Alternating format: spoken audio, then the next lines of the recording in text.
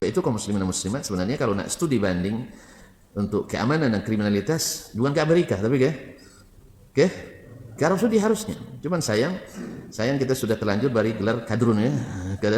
Kadar gurun lebih bermanfaat daripada buaya darat. Buaya darat tidak ada yang bisa manfaatkan, merusak aja. Ya kan?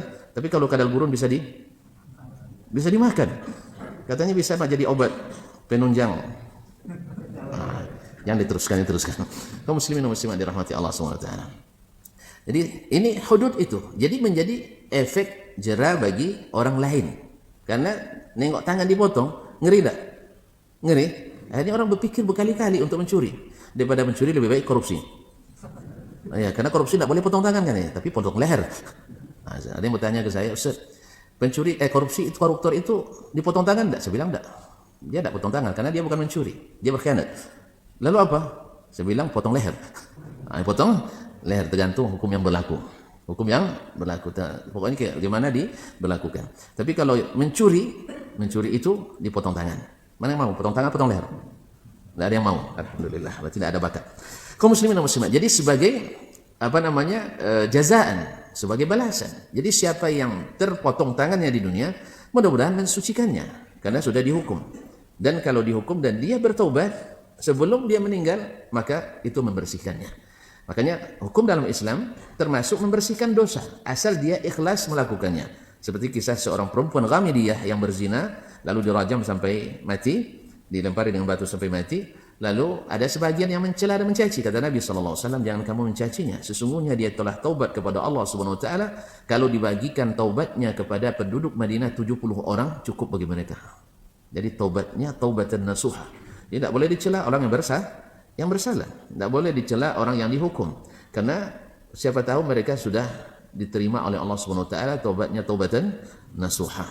Oleh itu kaum muslimin dan muslimat dirahmati Allah, maka diwajibkanlah hukum ini. Yaitu was-sariqu was-sariqatu faqta'u aydiyahuma jazaa'an bima kasaba nakalan minallah wallahu azizun hakim. Ma'asyiral kiram. Wa sanna Rasul, berkata Imam Syafi'i rahimahullah, wa sanna Rasulullah alla qat'a fi thamarin wala kathar. Dan Rasulullah sallallahu alaihi wasallam mensundahkan atau menyunnahkan, mengajarkan alla qat'a, bahwa tidak dipotong tangan fi thamarin, orang yang hanya sekedar mencuri buah-buahan, lewat depan kebun orang nampak limaunya, tengok kiri kanan tak ada orangnya, awak Cina nengoknya kan, akhirnya diambil 3 buah, bukan 30 keranjang, ya dimakan, diambil untuk dimakan, kemudian bekal 2 buah dalam saku. Nah, kaum muslimin dan muslimat, atau dulu orang mencuri korma untuk dimakannya, bukan untuk diekspor. Kalau ekspor itu lain lagi Pak. Ya kalau sudah diekspor ini betul-betul mencuri. Ini enggak, orang yang lewat nampak, atau pas lewat musim durian jatuh di depannya, hampir pula kena hidungnya. Ini dia bilang ini denda bagi pemiliknya. Diambilnya durian tersebut, ini tidak dipotong yang seperti ini. Nah, jadi kalau ada yang mencuri buah, tolong jangan dikeroyok pula, ini sampai mati pula. Subhanallah kaum muslimin. Betul, kalau hukum tak jalan, akhirnya hukum jalanan. Ya, bila hukum tak jalan, akhirnya yang ditempuh hukum jalan. Ya hukum jalan itulah.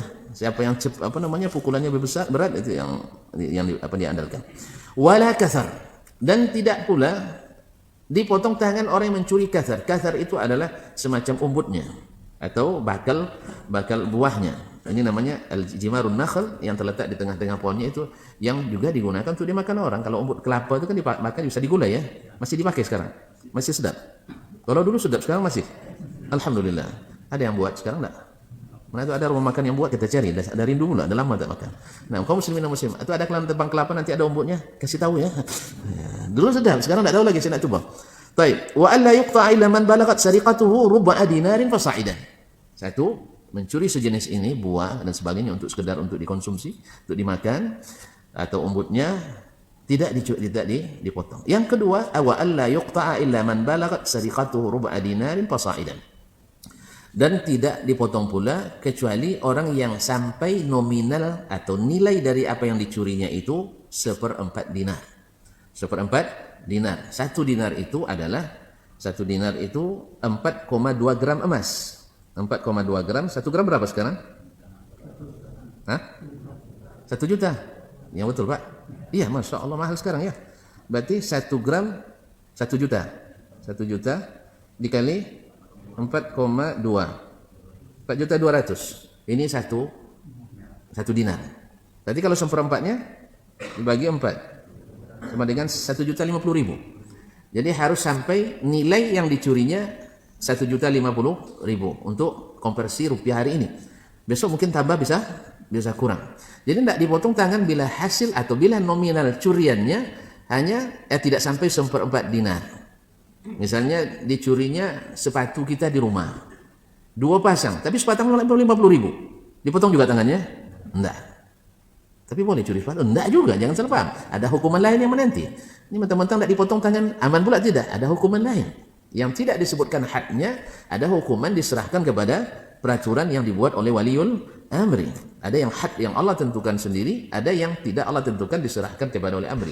Yang bagaimanapun yang namanya mencuri tetap kejahatan. Sama tadi, korupsi, itu tidak ada ketentuan potong tangannya. Sebab dia tidak melengkapi syarat jadi pencuri, tapi syarat jadi pengkhianat.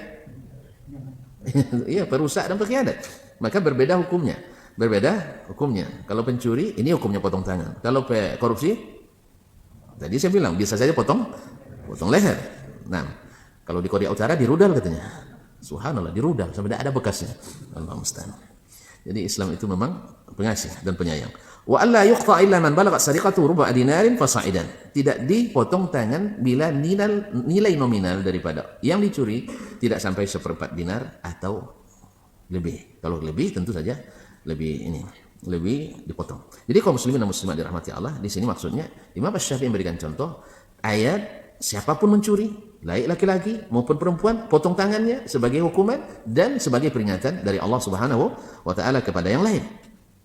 Nah, ini tidak ada ketentuannya dalam ayat. Siapa saja asal mencuri, berapa saja yang dicuri, kapan apa aja yang dicuri, padahal dalam sunnah dijelaskan klasifikasi pencuri yang dipotong tangannya, bukan asal mencuri. Karena masuk nanti seperti yang terjadi di di sunnah Khulafaur Rasyidin, bahwasanya tidak dipotong tangan bila orang mencuri di musim paceklik.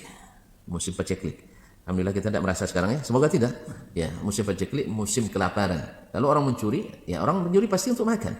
Kan tidak mungkin untuk wisata, tidak mungkin mencuri waktu itu. Orang mencari untuk makan.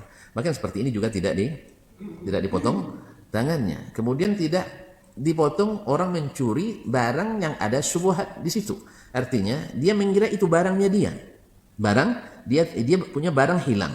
Tiba-tiba terlihat di depan rumah saya, mirip dengannya. Akhirnya dia yakin, ya diminta mungkin tidak diberi. Akhirnya dia mencuri, ketangkap.